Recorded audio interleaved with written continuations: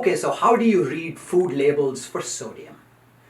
The first thing to remember when you're looking at a food label is to remember your total limit of sodium in the day, right? So for most people, we've indicated previously, and by most people, I mean those who do not have heart disease or high blood pressure, for example, the suggestion is to keep your sodium less than 2 grams and ideally less than 1.5 grams per day.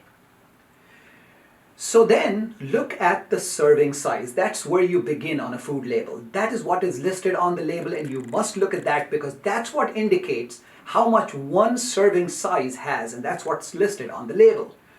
Then look at the amount of sodium and compare it against the total amount you cannot exceed in a day, right? So two values are indicated, the absolute amount and the percentage daily intake.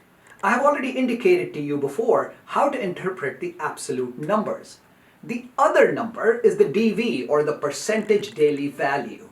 So if something says 40%, it indicates that if you consume that serving size, you would have consumed 40% of the daily recommendation for that substance, in this case sodium.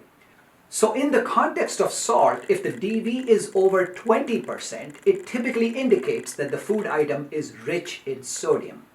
So let's talk about some terms now that are on food labels. Unsalted simply means there is no sodium added to the food. Remember that the food may still contain sodium naturally.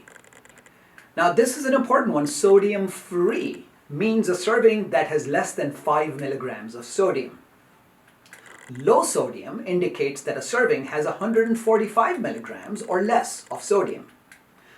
Light sodium and reduced sodium mean that there is 25% less sodium than what the food normally has, which can still be a whole lot of sodium. So please be very careful of this last label, reduced sodium, and in my opinion, it does not mean a whole lot. So this particular food item, as an example, that is advertised as as reduced sodium, still has 470 milligrams of sodium in a serving, which is quite high.